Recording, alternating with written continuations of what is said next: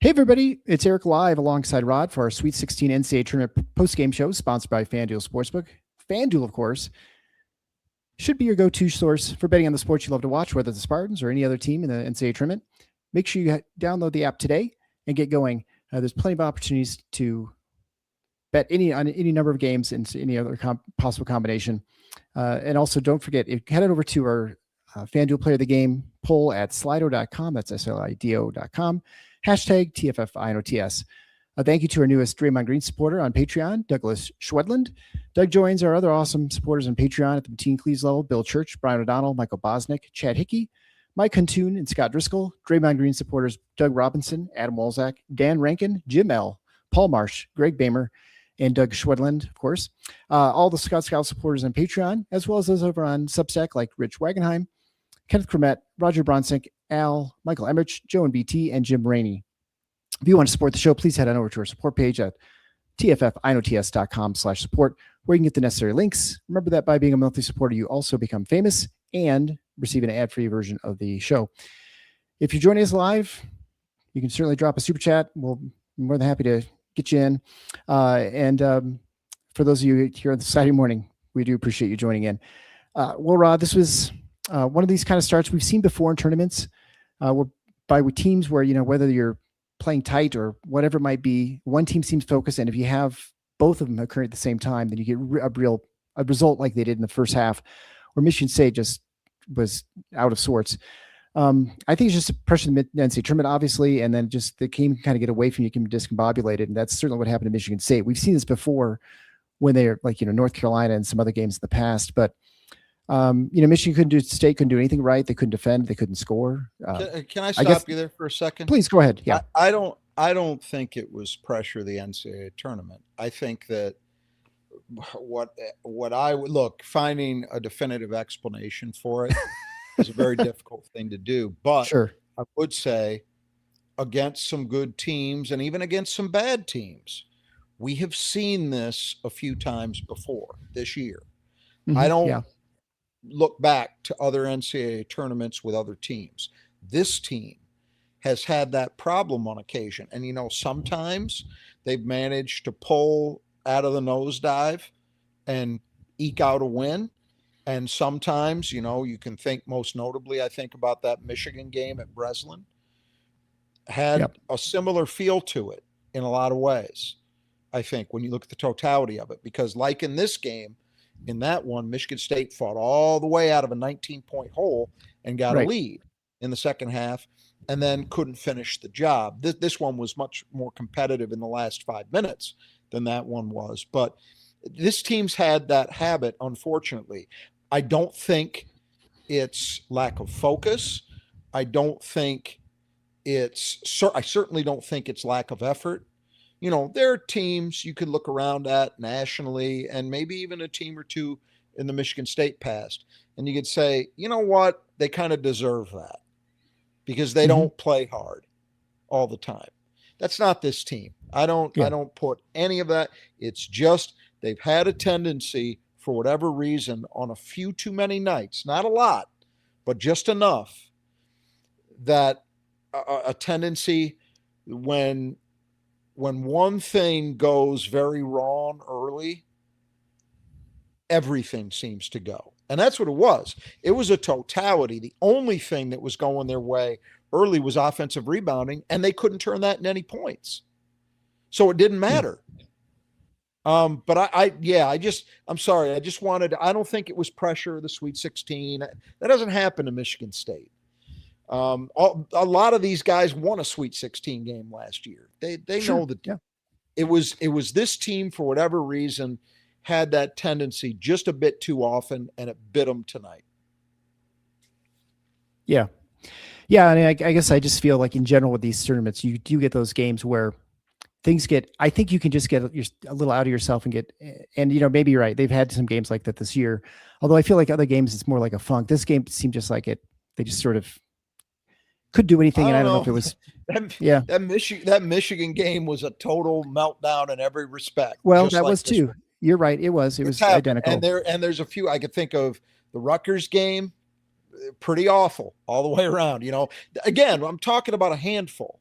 but Yeah. it's not the first time we've seen it with this team. All So I would just put it down. What I would say is this: when you get to this stage, thinking that you're going to go through that and pull it out of the fire, man, that's a tall order. Yeah. Because you're playing good teams at this point, and it's too much of a. The difference between this and the Michigan game is I did not think Michigan State ultimately lost this because they ran out of gas. That was the reason why they lost at Breslin. Yeah, they'd come all the way back, and then the last 5 minutes or so, they just had zero left in the tank. I didn't think that was the deal tonight. They had enough left in the tank. They just didn't make as many plays as UConn did down the stretch. And that's usually what's going to make the difference between winning or losing at this stage of the season. I know that sounds simplistic, but it also happens to be the truth. Who makes for sure plays and who doesn't. I'm going to go into I actually think, I don't want to cut you off any longer, so I'm just going to end with this, then you can go back into your recap. I actually don't think, though, tonight that the key phase was anything to do with the first half. I'll point out once I start talking again where I think they lost it. Yeah, no, and I don't either, to be honest. I was so clearly it wasn't. They came back and won it, or right? We're leading on a couple of occasions. Right. Yeah. I mean, Michigan State got it. They cut it to 8. They started playing well at the end of the first half. Yep. I'll admit I didn't see the first 2/3 of the first half because I was stuck in work, and so I couldn't get out. So I was kind of mainly listening to it as I was trying to get through the drive to get my dinner real late. You could not have made a wiser decision. Well, it was not intentionally, but it was fortunate. That's right. it. Yes. You'll have no reason to ever go back and look at it. Trust me. I have no. I don't think good. I really want to. So it was a 35-28 lead at the half. And then 36-20 is an 8-point game. Yeah. Start of the second half, Michigan State rolled off 7 in a row to cut it to 1. Looked all for the part that they were going to be right back in the game, which they were. And for the most part, the majority of the second half was played within a couple possessions. Michigan State took the lead, I think twice, maybe by a point. And it really came down to the end with the failure to finish. And I think probably there were a number of possessions near the end of the second half, probably with even 4 or 5 minutes left, just unable to convert twos. I mean, you had Jeremy Fears coming up short. You had him missing a layup. You had a number of just missed twos. And then when the game was still in doubt, Karaban did what, he hit that 3 that kind of just finished the game. But they were, of course, in that position because Michigan State had a lot of opportunities to tie or take the lead. And they just were unable to do it. So I'll let you go. I'll let you go riff on that. You've identified exactly the point that I think the game was lost. Michigan State, after Jeremy hit a jumper with 8:10 left in the game, was down 49-51. The score did not change for 2 minutes. Didn't change. In that stretch, we had a miss by Jeremy in the paint. We have a missed jumper by Coop. We have then UConn hits 2 free throws to make it 4. So now it's 53-49. Then with 5:57, Jeremy misses a jumper, which was actually, again, fairly close to the bucket. And then they get an offensive team rebounds. They get another shot. Jax misses 1 in the paint. So that's 4 straight shots, 2 by Jeremy, 1 by Coop, 1 by Jax. The 3 guys you probably want taking shots. Yeah. Right? UConn scores again on a layup by Solo Ball to stretch the lead out to 6 at 5:32. Jeremy turns the ball over and fouls. They hit another free throw to make it 7. And then finally, Michigan State gets that dunk by Carson Cooper with 4:37 left to cut it to 5. And I think that was off a near turnover. Yeah, by Cohen Carr, where Carson just attacked the ball, made it just a spectacular play. And that got Michigan State reinvigorated and back in it. But that is, let's call it a 3.5 minute stretch of nothing. Yeah, and they were good, and they're good 2-point attempts. UConn didn't do a ton either. Right, had exactly. UConn been making shots, that it could have been double digits and lights out. See you later, and it wasn't. they were fortunate in that respect. Although I say fortunate, if you actually look at the play-by-play, Jeremy had a couple steals in that stretch. I mean, they made defensive plays, thank God, to hang in it. But you can't, in a game like this against an opponent like that, you cannot give away possessions the way they did during that stretch when you miss extremely makeable shots 4 in a row. You just can't do it. And I think that's where the game got lost. I really do. You fought off the first half disaster, get all the way back, you take the lead a couple times, and then you go through that stretch, which takes it from 2 to 7, and then you fight back again. You get as close as within 1. Right? Did they not get it within 1? Yeah, they got it with a minute 11 and then Karaban left, hit that 3. 61-60 after Jeremy hit his 3. Well, Karaban hit the 3, and then Jeremy answered right back to make it 61-60 with a minute 11 to play. And then, they get Terrace Reed, give him credit, man, when they needed him to step up and hit free throws, he hit free throws. UConn had really struggled at the line for most of that game, but late they were absolutely money, the way a veteran team and a team that deserves to play at this level should be. And so hats off to them. I think with the the let's say the deepening of the relationship between Tom Izzo and Dan Hurley, I personally, and I've said here before, I have family who are UConn fanatics. Right. I find it easier. I don't want to see this, but I'm not going to have any problem rooting for those guys on Sunday night against Duke. Sure.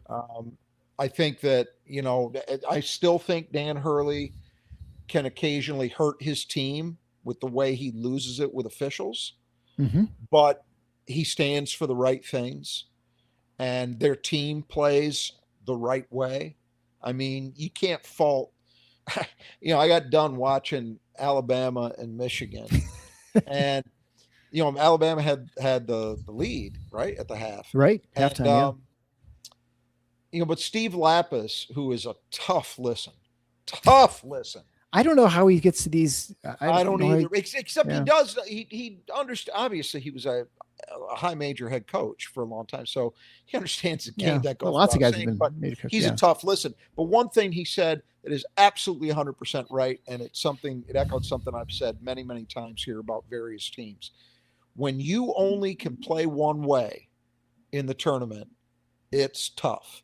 And that was Alabama. When the threes were falling and they were able to get Michigan sped up and playing it at their pace, they were right there. When Michigan finally woke up and decided to play at their pace, different ball game.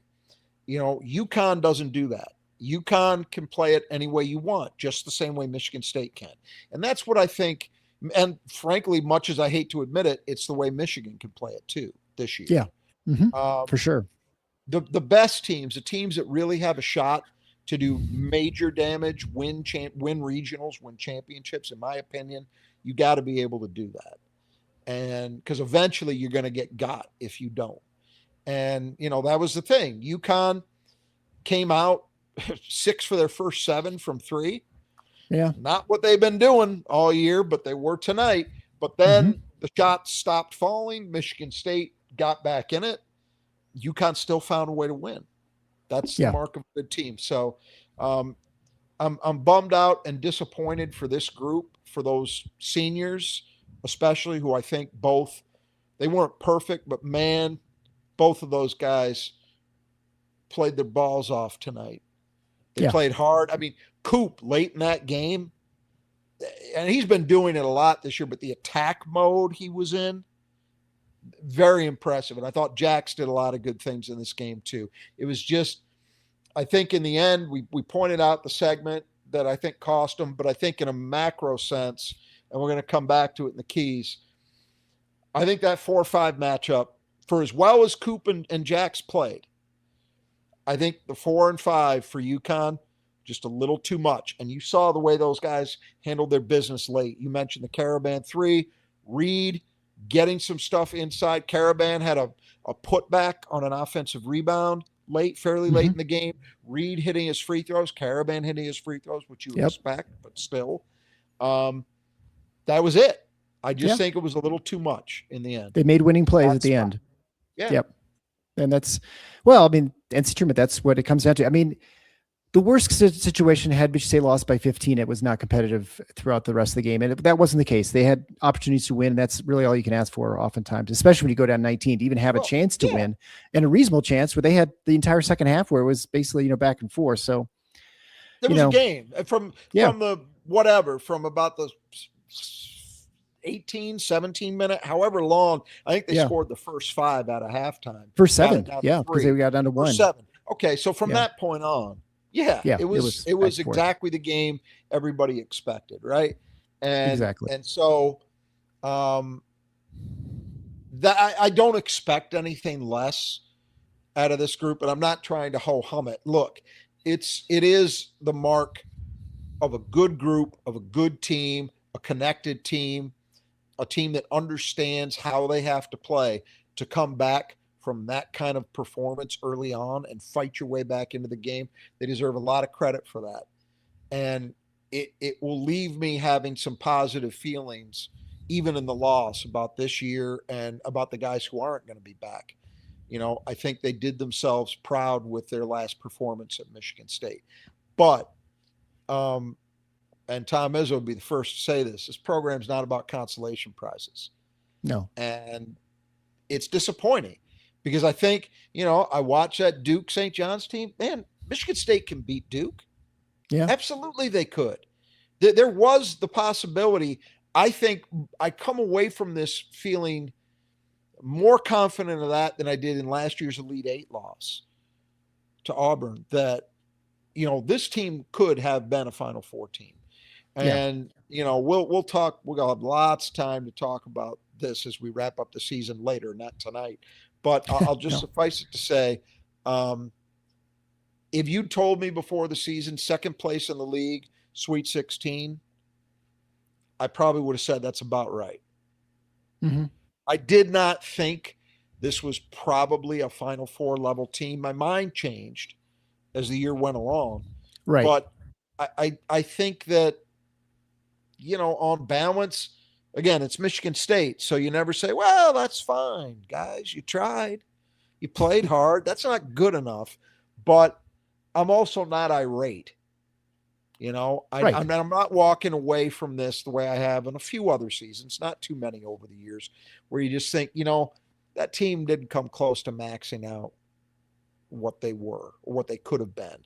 I don't feel that way about this group. Not really. Yeah.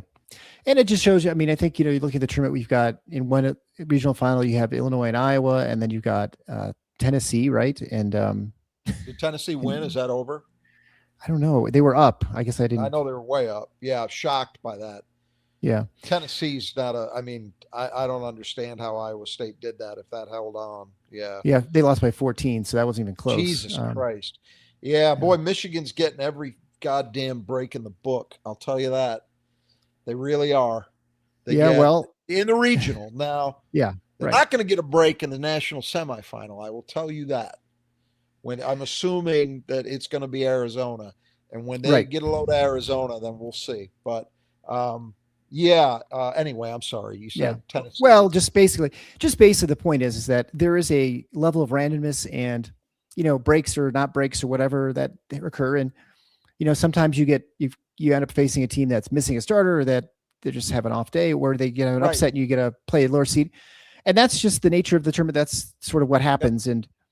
And in this case, Michigan State played a really good team. They certainly had their opportunities to play, and they didn't execute at the end. They finished the season 27-8, and as you mentioned, the Sweet 16. This is the third out of 4 years they've made the Sweet 16. So it's not like this program's in the dumps. I know some people are crazy and think that Final Four bust or that's not even a discussion worth having. No, I know. It's not even worth having. It's anybody who feels that way is a moron. Yeah, they're not. I totally agree. Considering. So let's go and talk about individual performances for Michigan State here in the game.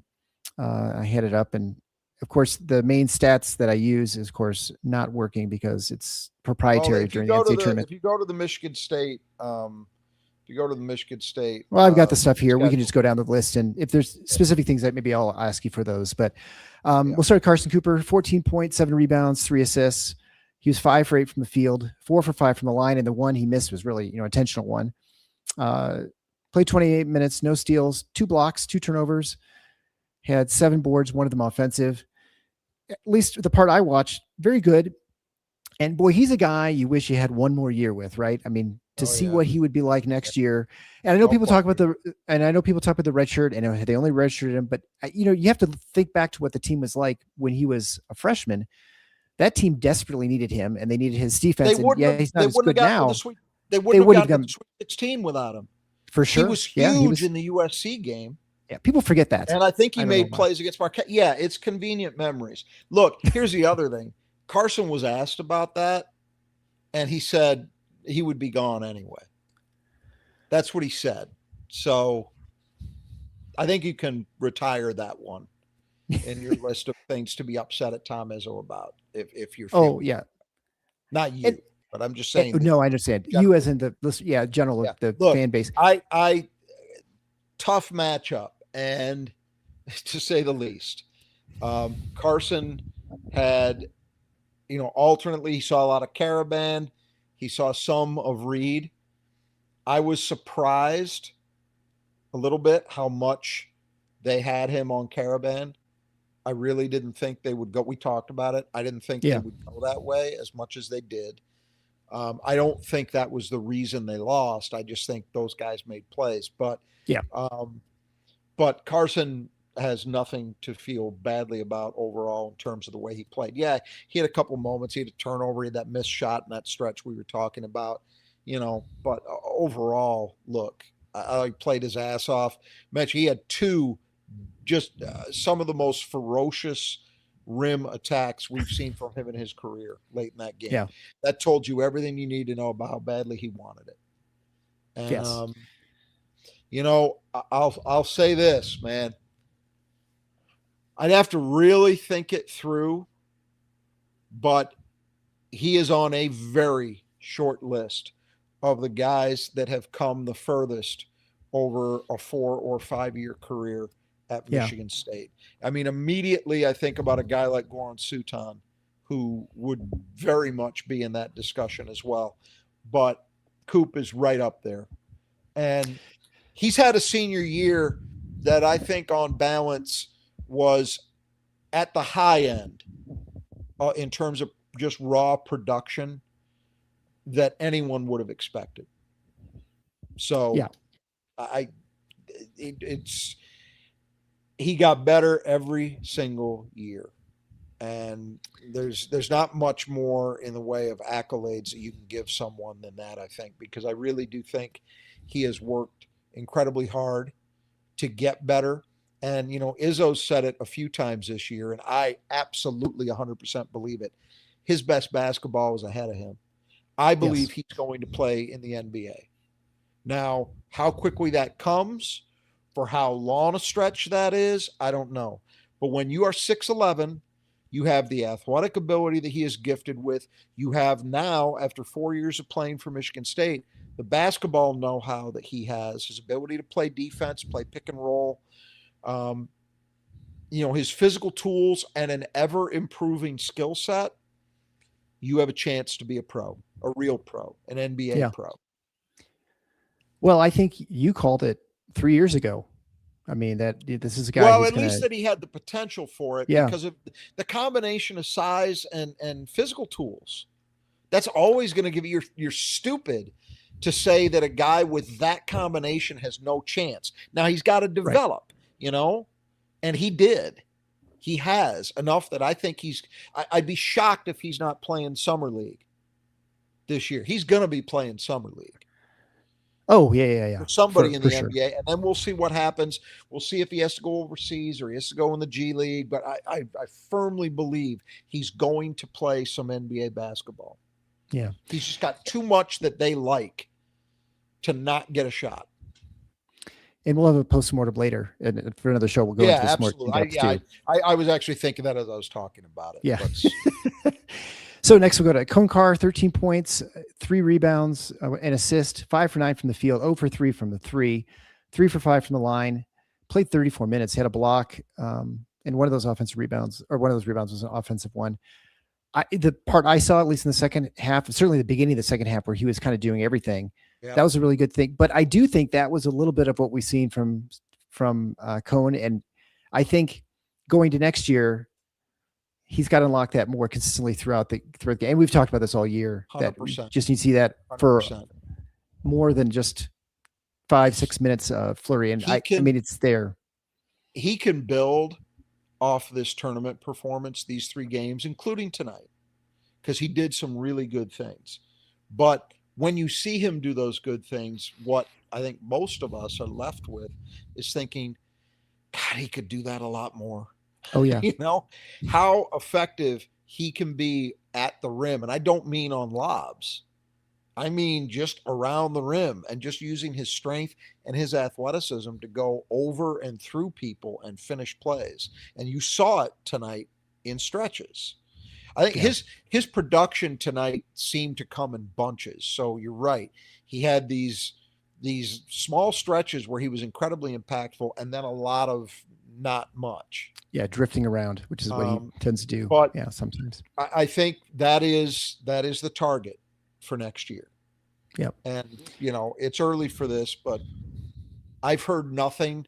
Unlike last year, where we've talked about, I was hearing things about, and you were too, about Trey Holloman in the beginning of February. Right. So we knew that, but I've heard nothing, right, to date that suggests that we're not going to see Cohen and Jeremy. Yeah.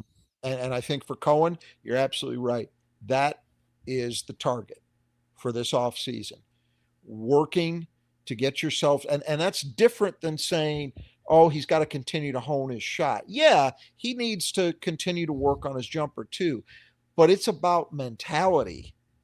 Yep. It's about knowing, I said it in the Louisville game, right? That what was so great about that game is he was the baddest man on the court and he knew it. There was nobody who could match what he could do in key moments, physically, what he could do. And you know what? He's the same way in this game. There was nobody on that court who could match him physically, but we didn't see it as often as we did against Louisville. And so that's what should be the target, is that mentality honed to take this loss personally, say next year, I'm not allowing that to happen. I'm going to put people through rims if that's what it takes. Yes. Yeah. And that's, I don't think he's far away, right? I mean, we've obviously seen it. He does it. We've seen it. That's the point. If you've never seen a guy do it, then we've seen him do it. And again, I do think you take these 3 games in conjunction with each other, just like last year, except I would say even more so, you can say that's a sign of what you can be. Now do it game in, game out. Yeah. All right. So next is Jeremy Fears, 13 points, 3 rebounds, 7 assists, 5 for 15 from the field, 1 for 3 from 3, 2 for 3 from the line. Played 36 minutes, 3 steals, 4 turnovers. I think, Jeremy, I think the last 2 games have been, if you look at the assist numbers for Jeremy last game, and they were very, outstanding, but I felt like there's just he wasn't the most that Michigan State needed. And I'd agree. And maybe that was a fatigue issue, and this, maybe just more reflection of Divine not being available. And next year will, of course, be different with Carlos Medlock, and you're going to maybe have Divine. Who knows what the 100%. We can never know for sure what things are going to be like. But I just think that he just did not have a great tournament. I know that I'm sure it's bothering him that what had happened. I mean, obviously everyone's mad, but I think he's going to come back really hungry next year. And what we saw his increase in game this year from last year to this year, I can only imagine what's going to happen next year. But anyway, I think just some mistakes, that turnover where you went to go behind the back, and just, again, those are little things, but in a game when you have to make winning plays, when you're down, it's a 1 possession game or 2 possessions, you just can't have those. Well, the reason I guess I would just say the reason Michigan State was close is because of Jeremy, and the reason they didn't, make it over is because he couldn't quite make enough plays at the end. But there's a lot that was riding on Jeremy's shoulders throughout the game. Yeah, and the whole year. I mean, for sure. Now that it's over and we've seen all of this, I think you can make a case that you saw in the end, not that it was a disaster, but you saw in the end what we talked about and were worried about, because it's it's to be it's not to be excused. He wouldn't excuse himself, I'm positive. But there's no question these all three games, don't forget North Dakota State too, Right. Was nowhere near the best version of Jeremy we have seen this year. And by Right. best version, I'm not talking about the Cohen kind of, there's a couple of games here and there where he dominated. No, Jeremy Fears was an All-American. He did it consistently, but he had to play and that's why, for as frustrating as it was to see how Michigan State had to handle it when Denham had to play.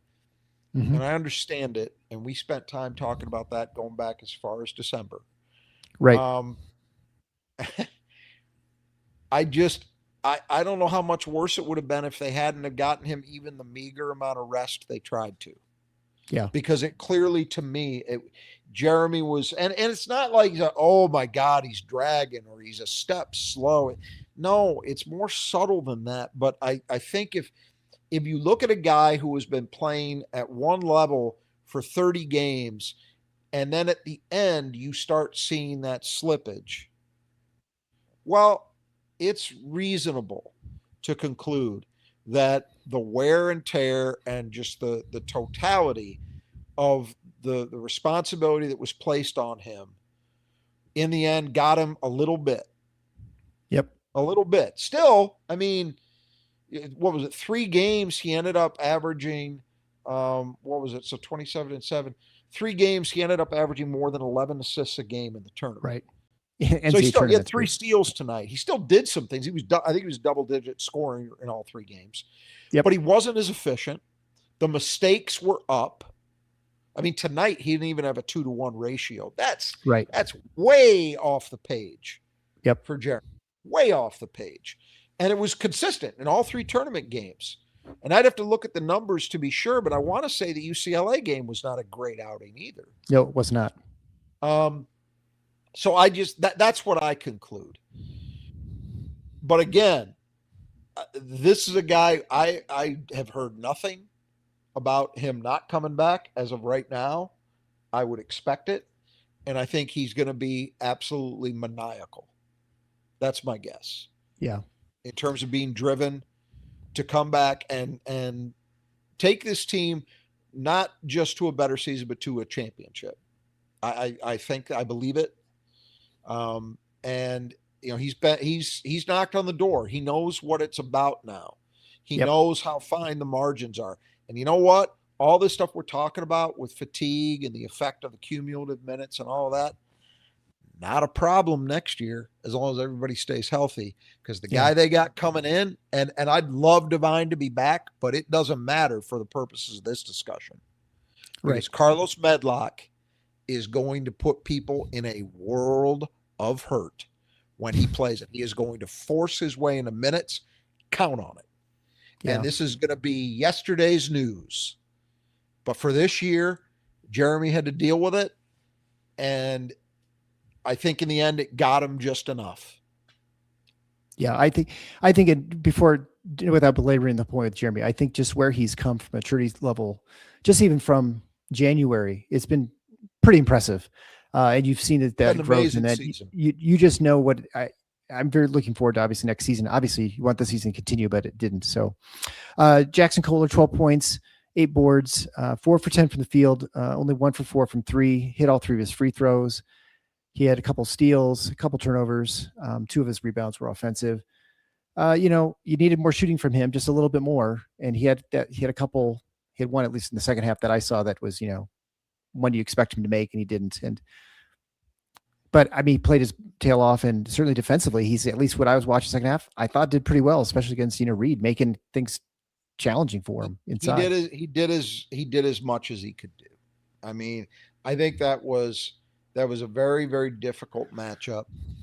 obviously. Both of the Mhm. matchups he had, when he had to, there were occasions where he'd try and chase Karaban around, extremely difficult. Measuring up to Reed in the post, extremely difficult. I thought he battled. I thought he competed. I would expect nothing less of him. Uh, had a had a couple of good moments with his dad and the camera in this game. That's kind of a final bow for Jeff Kohler. That was nice to see. Um, but yeah, Jack's left it all out there, and I haven't seen. Obviously, we went right into this. I haven't seen any of the post game. I would imagine and expect that he may have been very emotional at the end of Oh this. yeah. You know, it wasn't a game where anything could come out, you know, because it was so competitive. They were in it with whatever 4 seconds left. They were still Yeah. alive. Hmm. So, um, but I would imagine it's going to hit him. Just having seen him over, and another guy, you know, it gets forgotten with him because he's in the same class as Coop, who was not highly regarded coming out of high school, and the dramatic development he's had. But Jackson Kohler worked his ass off and got better Oh yeah. every step of the way too. Um, and it's extremely impressive how much better he got defensively. You know, I'm going to stop there because we got lots of time for the Yeah. postmortems and all Exactly. that stuff. But he played his ass off tonight. I thought he gave Michigan State a competitive showing, given the extremely difficult task he was asked to handle. Yeah. Then for another starter, Jordan Scott, 5 points, 5 rebounds. 4 of those were offensive. Had an assist, 2 for 5 from the field. Split his 3-point attempts. Um, I didn't see the first half much. I seemed pretty good in the second half. I He mean, was more obviously the scoring impactful in the second. He was the more scoring has impactful not in the been second. what he was earlier, like 4 weeks ago. I mean, he's definitely Yeah. offensively just struggled a little bit more at the end of the season. Yeah, And you then, know, oh, he made some contributions tonight. Um, I think again, it was a tough challenge. You are facing a team that runs incredible offensive stuff, and that is a challenge. He saw a lot of Mullins, and I didn't see what Mullins. Yeah, I mean Mullins ended up with 8 points. He was 3 for 7 from the floor, 2 for 5 from three. So he was okay, but he didn't really get loose. So Jordan did okay. That was his primary defensive responsibility. He guarded other people too, obviously. Um, yeah, you know, I think that with he, and we'll talk about Cam in a second too, but I think the same thing applies. You you never know how it's going to go with freshmen. I think both of them on balance this year gave Michigan State maybe a little more collectively than we'd expected. In Jordan's case, I think a lot more yeah, right. was expected coming in. Um, and the nice thing is for both of them, I think especially for Jordan, I think he now, and we can go back to when we interviewed him when he was still in high school. He's an extremely bright kid. That's Yeah, obvious when you talk to him. I think it's obvious when you watch him play that he has basketball intelligence as well, which isn't always the same thing. Uh, but I think he will recognize before anybody does. Tom Izzo said it this week. He said, um, Jordan is harder on himself than Izzo is.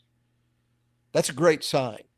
yeah. And I think what that's going to mean is, and we'll expand on this more as you know, in the next episode or so, is he's going to look at this, and I would think the first place he starts is he's got to get stronger. And we knew Hmm. that was going to be the case, but the fact that he was strong enough to play the minutes, play the role that he did, is a tribute to the work he already did.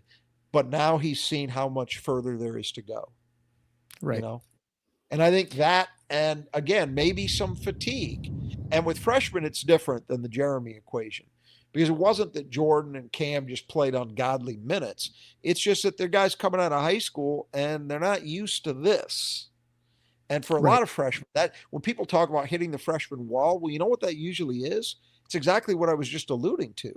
It's that they are playing at a much higher level with much, much, much higher demands than anything they've ever dealt with at the high school level. And I don't care whether you're playing for La Lu, or Oak Hill or whatever prep school you want to name, or your local high school down the street. It doesn't compare to this. And so that's why you see guys maybe start to struggle a little bit late in the Right. year. I think with both of those guys, Cam also had an injury he had to overcome. Yeah. But I think that's maybe why we saw in Jordan's case, as you mentioned, the scoring dipped recently, over the last 3 weeks, maybe a month, because he had a stretch where he was outstanding offensively. Right. But I could not be more confident in saying that Jordan Scott is going to be a hell of a basketball player before he's through. He's going to be really impactful defensively, I think, going forward. I think he's going to be a scorer. I think he's going to be a very, very good offensive player as well. He showed it in enough ways this year, and he boards. He makes hustle plays. Yeah, sky's the limit for that kid. He's another one. We'll see how the future goes here in terms of development, but right now, I think he absolutely has a shot to be an NBA player. Again, it's the physical tools, and then in his case, the skill set that's already there, and you can assume will get better. Sky's the limit. Yep. All right. Well, let's talk with the bench, and not much to talk about. And this is, not the reason Michigan State lost, but the fact that they only 6 bench points, I think tells you that's sort of like an undercurrent to the story of why Michigan State struggled so much. Trey Ford, 4 points, no rebounds, no assists. He's 1 for 3 from the field, hit just a 1-3, had split his free throws, played only 6 minutes. Not much to say there, except, he'd been really good the last 3 games, and this game certainly not as impactful as he had been prior to that. Well, he hit a look. I guess I didn't see where he made He hit a big 3. He hit a big 3 in the first half when Michigan State, I believe, Michigan State made its run to get it, as Izzo would say, to rejoin the human race at the latter stages of the first half. So he did make a contribution. I will say this, and I have not been very critical of the minute allocation this year. I think that once we got out of December, particularly once we had the Divine injury, I just felt like that they're doing the only thing they can really do. I would say tonight, I'm not sure I understand why he played 6 minutes and Kerr Tang played 20. Because to me, I didn't think Kerr was any better defensively. Neither one of them got absolutely fried. Yeah. But they weren't great. Yeah. But Trey was much, you've seen Trey lately. And I think even in this game, he only hit the 1 shot. He was 1 for 3. But you've seen enough that guy is capable of hitting any shot he takes. You feel the level of confidence. So I didn't quite get that. I'm sure Izzo's answer would in some way, shape, or form be that he felt better about the way Kerr was defending or was capable of defending against this team and what they run. And I'm sure that's correct. But just my surface level observation, little bit confused with that, because I think at least they got something from Trey, whereas they got nothing from Kerr. Very disappointing tournament for Kerr, I think. Last 2 games. Yeah. Cam Ward, 2 points, 6 rebounds. So he's only 1 for 4 from the field. Played 19 minutes. All those rebounds were defensive. He seemed, at least parts I saw in the second, he looked pretty good out there. He definitely was holding his own. He competed. Tough again. A tough assignment. Matchup, man. Tough matchup. Had to guard Karaban a lot. And then, there were times where he was dealing with Reed in the post. Yeah. But he competed. 6 boards in a game like a man's game, nothing to sneeze at. Little bit disappointed he didn't finish better. He had a couple of opportunities in the segment you did not see, mercifully, where he missed shots at the rim that he's got to convert. They were there. So that was disappointing. But overall, I thought he gave them at least some of what they'd hoped for in this game. Denim Mojic, no points, had an assist, missed 1 field goal attempt, had 1 turnover as well. At least the second stint, I saw him in the second half. I thought he was fine. I thought, they got into their offensive action like they normally do pretty well. And then it didn't get exposed in defense. At least, It they was didn't surprising. attack him. Yeah, well, I'll tell you what they did. If I remember correctly, they picked. I don't know that he was ever out there when Demery was. I'd have to go back and look through and I'm not going to do that. But I know that some of the time he was there was when they had Malachi Smith out there. So they Mm-hmm. seemed to be looking, which made sense. Not that Yeah. Malachi Smith's not a capable player, but he's a different deal than Demery, and especially physically, Denham's got a much better shot of hanging in there, and he did. Sure. Look,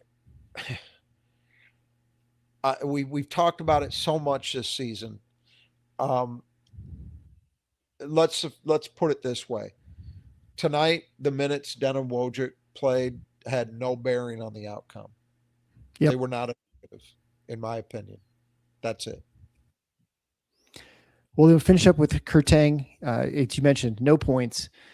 He did have 2 rebounds. He had that steal, and then he just got wiped out when he was at the rim, which is unfortunate because then that was one of those opportunities there to do something. Yep. And that was in that stretch, that time, which was critical in that second half, where they just could never string a couple scores together to take a more than a 1-point lead or something like that. So anyway, and just at least the people are commenting on the board that just not a lot of opportunities for Kurtang, whether that's just Connecticut actually scouting him well and making sure they never had any opportunities, or the fact that just the action wasn't quite good enough for out of the point guard, or whatever it might be, or maybe from Tang. There's a lot of things, but yeah, he just, not the last 2 games. Whereas with some other guys, I think they can look at it and feel like, you know what, I represented myself well the way I ended the season. I don't think Kerr's going to feel that way with these last 2 games. And yeah, because he's a spot up shooter primarily, you can always say, well, some of that is on Michigan State's other guys not getting him shot opportunities, and some of it may have been credit deserved by UConn's defense and taking him away. That's all fair, but you got to find a way, man. Got to find a way.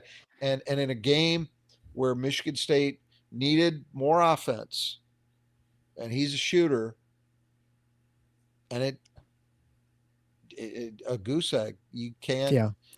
I'm going to be very interested to see the path with Kerr, because, there's a couple of things.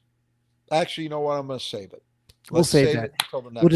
We'll say that's the next one for sure. I get tempted because we know this is the end of the season, and I want to go naturally right into that. But let's save it.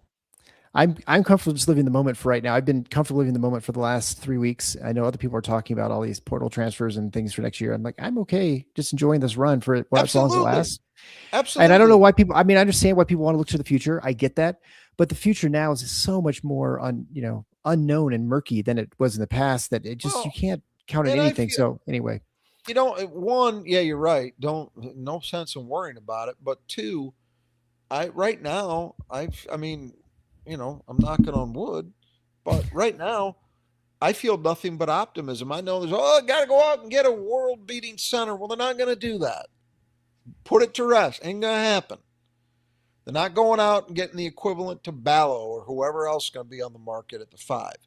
Right. But do I think they're going to do something? Yes. Do I think this is a team that's going to have a legitimate chance to compete for everything? Big Ten title, regional title, national title. You better believe it. Yeah. Because it starts with guards. And if you can look at this game and you could say, ultimately, how much scoring did Michigan State get out of their 2 guards in this game? Well, Trey had 4, Kerr had 0, and what did Jordan have? 5. Yeah, 9 points. 9 points. I got a 2-word answer to what ails you. Josiah Jervis. Say no more. All right, and then nice 2 more words. Carlos Medlock. He's going to change some things. But. From High and Outside one, these hours after it comes to sudden end are hard, man. But thanks for another great 4 months. Thanks for taking us through the season. Eric Rod, it was a fun ride. We appreciate you guys. Well, we appreciate you too. And we really appreciate the Brothers Just Gutters. Those guys will take care of you. If you have any problems with your gutters, make sure you head on over to our support page, thefinalfour.com/support. Kurt and Greg will take care of you. It is spring. It is, should be rainy season. It's been a little bit warmer, I guess. But make sure those gutters are functioning properly, whether it's your home or your business, whether you're on the east or the west side of the state. They can set you up. They'll give you 10% off simply by mentioning Final Four and get your estimate. So head over today and do that. You'll be glad you did. Make sure those gutters function properly, because if they're not, water issues are a bad thing in your house. So make sure you take care of that. Of course, the player that Michigan State was supposed to keep in the gutter was Alex Karaban, who certainly wasn't as impactful as he was against St. John or Kansas. No, what am I thinking? I can't remember who they played.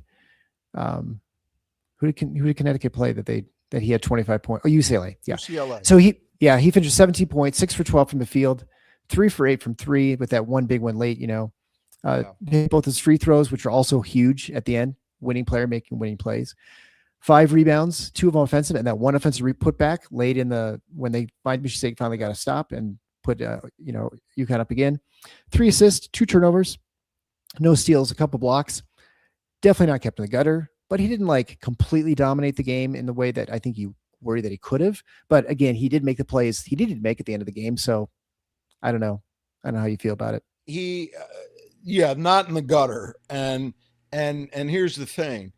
You look at that line, and the only criticism you could have of it really is, well, maybe he needed to shoot more. Maybe they needed more from him, because his efficiency is just fine. Yeah. 50%. Mm-hmm. Yeah. And 3 for 8 from 3 is going to get it done too. The only at 7 boards, that's, more rebounding. And as you said, a huge offensive rebound putback. Look, he hasn't been putting up 20. That was a career high the other night against UCLA. Right. Yeah. So if that's the only time you've seen him play, I don't know how that's possible given what UConn's done. And he's been around 4 years. Yeah. But yeah, if that's the only time you've seen him play, I guess I get it. You'd think, well, God, he's a superstar. Not a superstar. He's a really good player. But tonight's game is much more in line with the season he's had.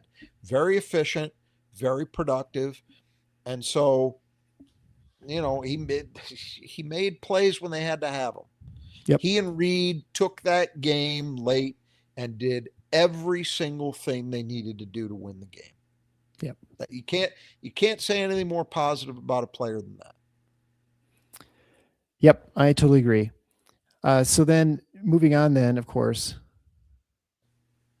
the Squeeze Squad Grand Rapids, and who cleans the glass best, brought to you by Troy and his team at Grand Rapids. Again, it's not just Grand Rapids or even Kent County. It can be the whole lakeshore, the entire area around Grand Rapids. If you're anywhere within Central Michigan or West Michigan, give Troy and his team a call. If you need your windows washed, whether it's your home, business, whatever it might be, get it on the schedule. The great thing is you get 15% off simply by being a listener to the show, by mentioning Final Four when you get your estimate. You can do that, of course, at our support page to the Final Fours on the schedule.com/support. Great time to do that now. It's spring. Get everything cleaned up and looking crystal clear for your customers or your folks at home. And of course, who cleans the glass best? You had Cooper and Carr, who had 7 and 3 for 10, and I had Kohler and Ward for 8 and 6 for 14. So in our exhibition season for 4 games, we tied. Right. A draw, 2-2. So that's fine. We'll come back at it. I'm glad you can live with it. We'll come back next year, of course, and start up again. And it'll be a whole new world. It'll be a whole new world. We don't know. No more Kohler. We have no clue who's going to be. And no Coop. Who's going to be on the team. No Coop, no Kohler. We'll just have Ward and Carr, presumably. So anyway, it'll be interesting to see what happens. And then that, of course, brings us to 5 Keys of the Game, brought to you by Nudge Printing. Nudge Printing, of course, should be a go-to source for all your Spartan apparel, whether it's basketball or any other sport, hoodies, T-shirts, whatever it might be. Contact Nudge Printing. Go to nudgeprinting.com. You get 20% off simply by typing in TFF-INOTS at checkout. They will have great stuff. Again, as I always say, the biggest problem with Nudge Printing is that it's so nice, it lasts forever, it's very washable. Everybody will like it, but eventually you just start accumulating too much of it. But Gabe, to his credit, who is a great Spartan alum out of Portland, Michigan, is smart enough to have new products all the time. So just when you think you've had everything, then he offers something else. There's still time in the month of March to go to nudgeprinting.com/win. There you can enter for a free drawing for the Sparty golf hat, since it's now golf season or just about there. Some green around. So head on over today and do that. You'll be glad you did. Again, that's Nudge Printing, 20% off simply by type in TIF Knots at checkout. So first key of the game was the one that you already kind of talked about and highlighted, and it was the one probably most obvious that was going to be a problem, and it certainly turned out to be a problem, was with 4-5, and that's the Karaban Reed sort of dilemma. Yeah, and you look at what those guys did, and obviously both of them have had gaudier stat games in this tournament. Reed had, Wilt Chamberlain numbers in that first game against Furman, and then Karaban had the huge scoring game against UCLA. Neither of them quite matched that, but man, you look at it. Reed, 20 points, 8 for 16 from the floor, 4 for 6 from the line, including his last 4 in a row. That's those big. 2 big ones at the end. Yeah. Yeah, that's huge, man. Only 5 boards, but I'll tell you what, one of them was absolutely massive. That play with 4 seconds left where Carson has to miss the free throw down 2 and misses it, as Grant Hill pointed out, exactly the way you want to. Front rim. And if you watched on the replay, you could see it clearly. Terrace Reed just wiped Jackson Kohler out. And I don't mean he fouled him. I mean, he took him out of the play, secured the defensive rebound, game over. Wow. He finished it by hitting the free throws, but it was going to be tough for Michigan State, even if he'd missed. Yeah. That was a man's play. And then Karaban, we already talked about, right? So both of those guys combined 37 points, 12 rebounds, and just efficient as hell. Just efficient, made and showed up in the biggest segment of the game in exactly the way you'd hope for. So it was challenging. We knew it was going to be challenging for Michigan State. I think that those guys weren't putting up the huge numbers because Michigan State did what they could to make it tough on them, but it was always going to be a difficult matchup. I don't think there was another team this year that Michigan State saw that presented the same caliber of dilemma that UConn did with those 2 guys, at least for Michigan State's roster. This might have been a game, and I hate playing the what ifs, but if you'd had Caleb Glenn all year, maybe you feel better. Yeah. Because you have him maybe playing a little more at the 4, maybe a little better equipped. Who knows? That's a gigantic what if. We'll never get back. Too much, but given the roster that Michigan State had, they just never faced this. When they would face teams like Illinois, for example, you could say, okay, it's going to be challenging on Jacks to run around and chase all their shooters, their bigs, but Illinois doesn't really run a lot of post-up stuff. Right. They don't play big. They have big guys. Yeah. That usually seemed to be the way it worked out. That when they were facing a team that had a really dangerous shooting 4-man, that team didn't have just a wrecking ball in the post. And so Michigan State could get away with it. They could cross match and have Carson primarily guard the 4. Not the case in this game. And UConn made them pay for it enough with both guys, depending upon, who was out there and the way of play went, to really hurt Michigan State. So it was tough. I don't think it was a disaster the way Michigan State handled it. It's more a credit to how good those 2 guys are. Yeah, I think the only comparison in the Big Ten would probably be Michigan with Yax and I thought about that. That's about as close as it gets. But I would say certainly the way that Reed is playing right now, he is a better post player than Morris Johnson. Morris Johnson's really good, but he's not as consistently scoring the way Reed does. And Karaban, I think, is a better shooter than Lendenborg. He's not the overall player. And I know Lendenborg shot well lately, especially. But if you got to make me choose as a shooter between those 2 guys, I'm not. Yeah, right, for sure. I'm taking Karaban. So also even with them, a little different. Yeah. And the other thing with those 2, they had 4 blocks and a steal combined 2 in addition to their points. So they were defensively a menace as well. So the second key to the game, of course, is the boards, which usually is somewhere in there for Michigan State. Michigan State had an overall rebounding advantage of 9, 40-31. They had 9 offensive rebounds to Connecticut's 5. Michigan State with only a 26% offensive rebounding rate, which is not very good. Now they held Connecticut to an 18% offensive rebounding rate. I don't know what points off second chance points, but I don't think they're very good for Michigan State. I know that saw some comment that they only had like 2 points offensive rebounds in the first half. I can't imagine they had a whole lot of second chance points. They had 3 second chance points in the game off 6. That's probably less than Connecticut, right? I mean, Michigan State. I'm sorry, yeah. Michigan State had 8. They had an 8-3 advantage. So not much. Here's the problem. Michigan State 8 second chance points off 13 offensive rebounds. UConn 3 second chance points off 6 offensive rebounds. Right. So the productivity was ever so slightly in Michigan State's favor there. Not good enough. Yeah. And a truly terrible start. 7 offensive rebounds early, 2 second chance points. They got better, at least more efficient as the game wore on. But I would also say the offensive rebounding became less impactful for Michigan State. Those 7 offensive rebounds came very quickly. And then they only had 6 more the rest of the way. Now it helped that they shot a little better too, but you get my point. Michigan State won the rebounding battle. They were better. There's no doubt about that. But was it enough to matter ultimately in this game?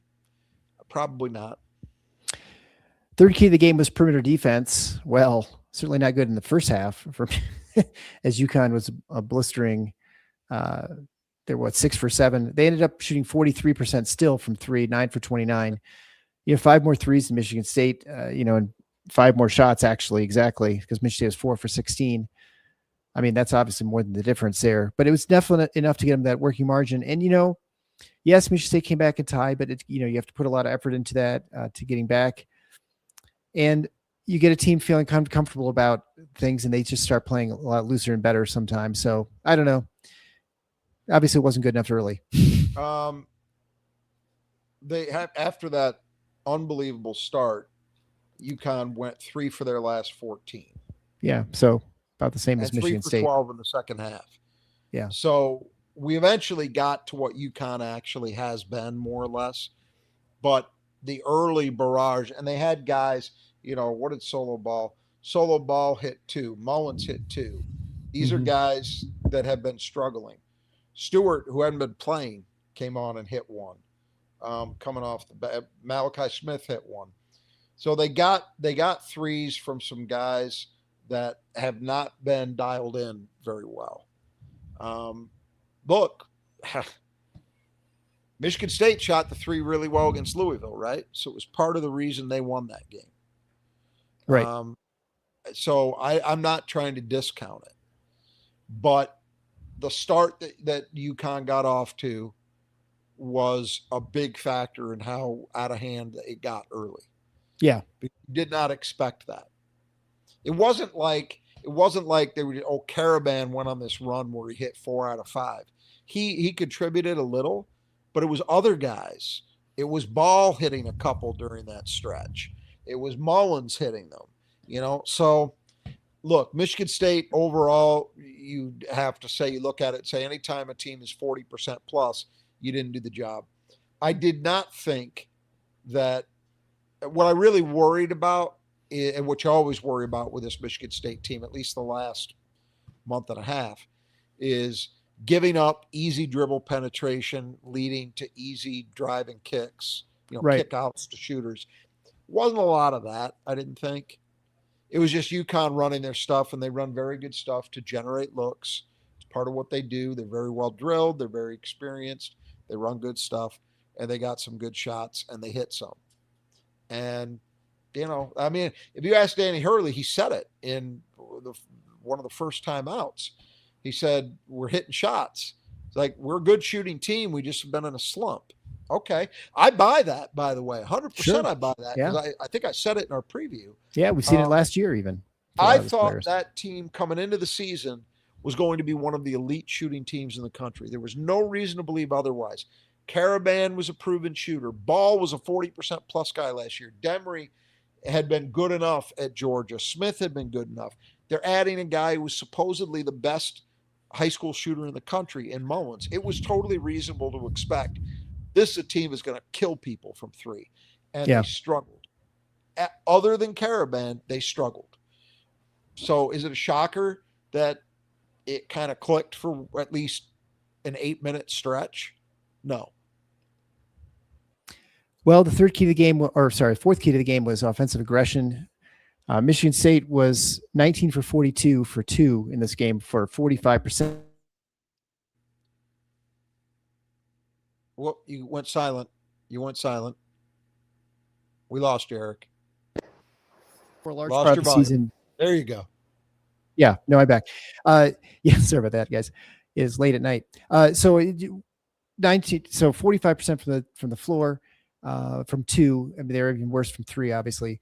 But this was their Achilles heel during most of the season. If there was one sort of weakness that we identified, is that they were just not finishing well from 2. They were sub 100, sub 150 sometimes from 2, and that kind of showed up again today. We're just not making those shots they needed to make.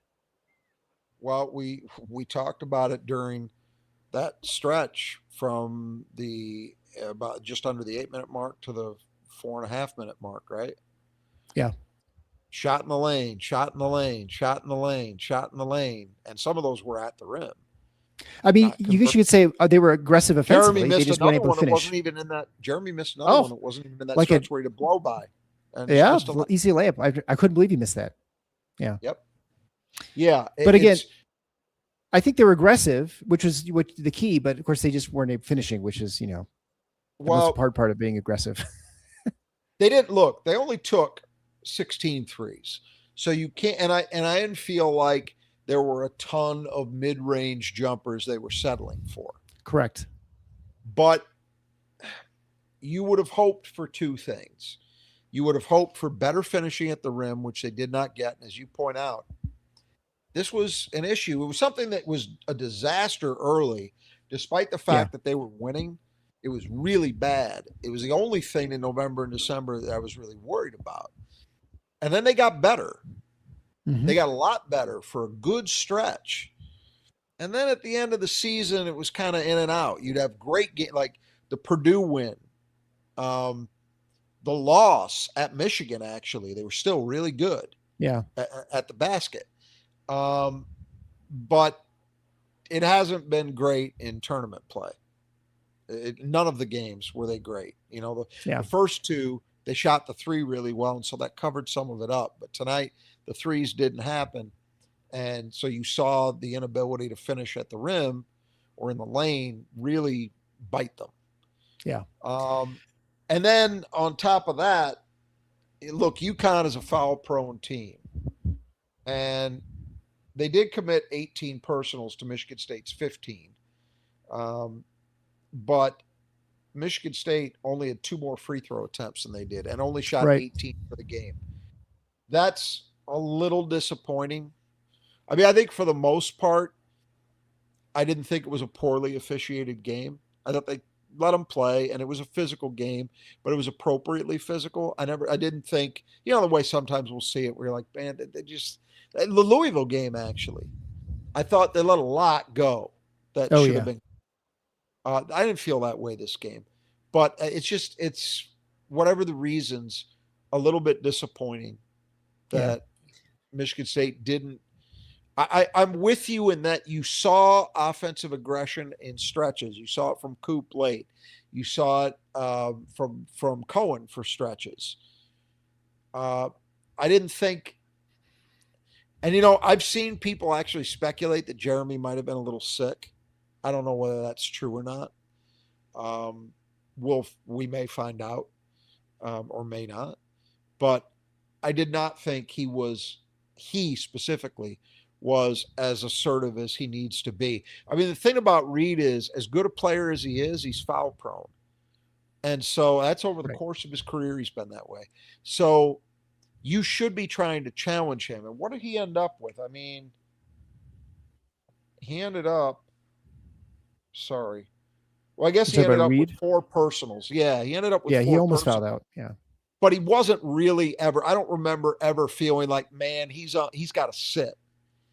They never put him in that kind of pressure. And I think that was something that probably was a goal, something they wanted to try to do, and they weren't successful in it. Yeah, I was just going to try and look up, see what Jeremy was in the tournament. But the one thing I think that you notice the dippage or the slippage, I guess should say, in the 2-point shooting is definitely from Jeremy largely. I mean, Yes. he was Yeah. very inefficient, at least in the last 2 games. I don't even know. I I think he's saw a very efficient. stat. I saw a stat while we've been talking. I haven't verified this, but anecdotally, it sounds right to me, given what I know he shot. That in these 3 games, he had more turnovers than made field goals. 13 turnovers, 10 made field goals. Yeah. That sounds right to me. Yep. The other thing is he only took 3 free throws tonight. That's what I'm saying. It's right. That's exactly that's right. really where it starts. I mean, Coop and Jax, you would have hoped for a little better in certain segments, but Coop was 5 for 8. I can't complain a lot about that. Cohen was 5 for 9. I can't bitch too much about that. Jax was 4 for 10, but he was shooting some threes. He was okay from 2.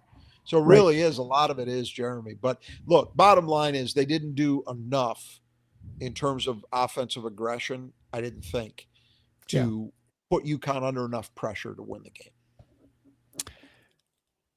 So the 5th key to the game was turnovers.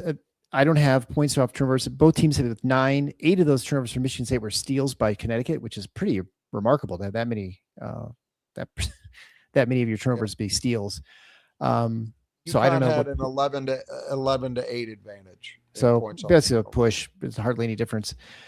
So that was not something that actually, I will be honest with you. I told you I didn't watch the first 2/3 of the first half. And when I saw that Michigan State was down 17 points, I assumed that they had at least like 6 turnovers for, they just did everything else badly. But look, both of these teams have had serious turnover problems. Right. Serious.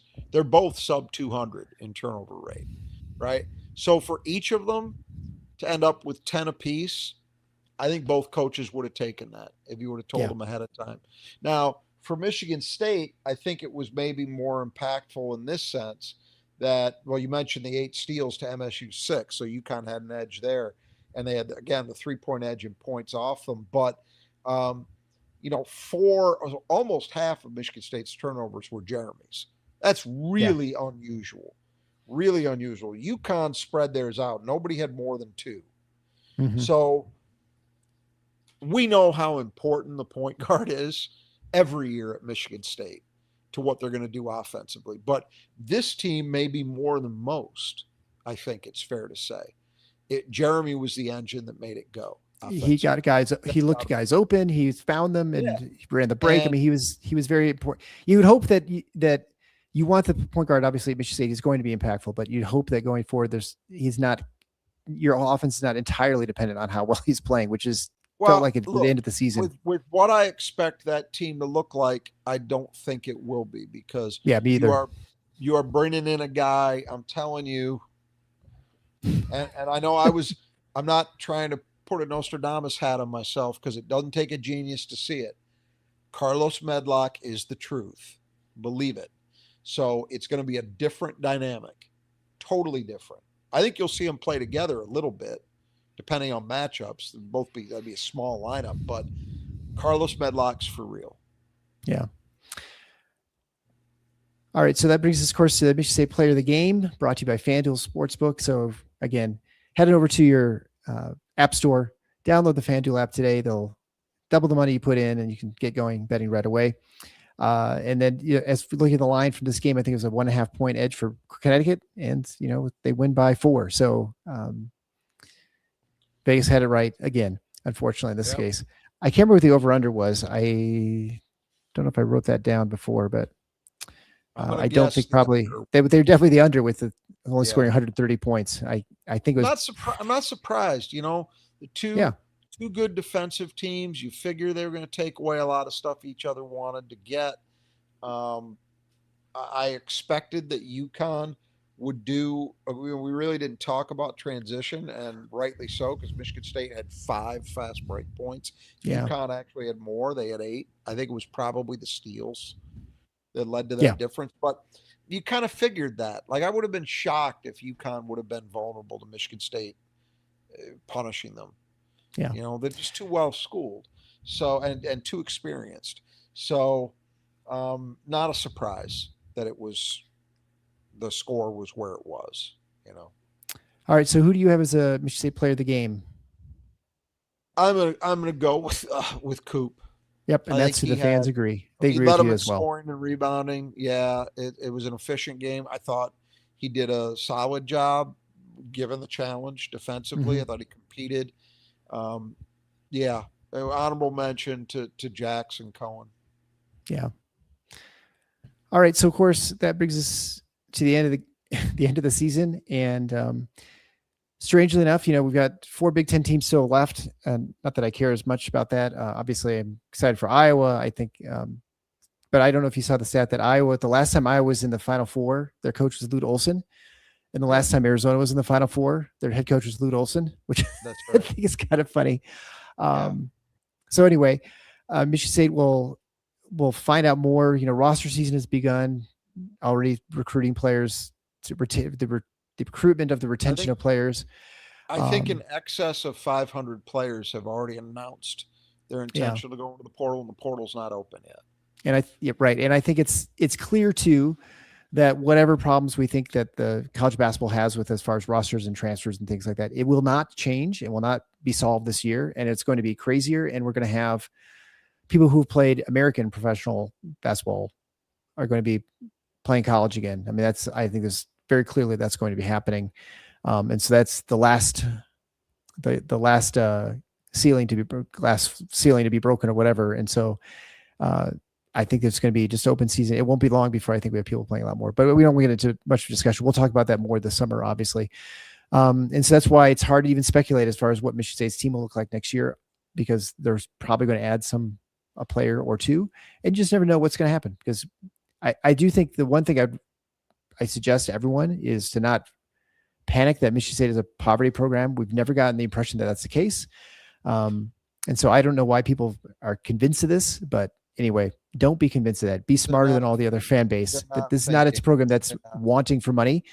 But that they're not going to just Look, go for the shiny object, I'll because there are speak. plenty of teams that I'll have shiny objects. They don't perform. I know Michigan has been painful for people to watch this season, but it's like a kind of a weird situation that's just worked out for them. I want to speak to that for a second before we go. Um, I am, if I'm convinced of anything, I'm convinced of this. Uh, Michigan State's not going to lose anybody they really want to bring back because of money. Mm-hmm. Yeah. Won't, won't happen.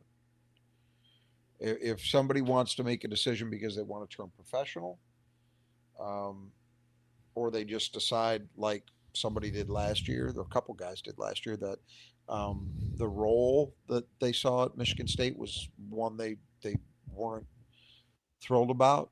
Okay, and I don't think it's impossible at all that there will be some attrition, but I would be very surprised right now if it was anybody from the core of what you would, say, oh boy, those are guys that you Right. absolutely need. I Exactly. think it will be, if it happens, I think it will be more on the fringes of the roster. And you're right, we will see what they do. I think they will do something in the portal. Even if everybody came back, I think they'd add at least one. Mm-hmm. Um, and we'll just have to see. But as of right now, I already saw while we've been recording this. Somebody asked Tom Izzo about retirement at his press conference. You could put those concerns to the side. That's been asked and answered, which shocks me that it was even asked. Um, but that's not happening.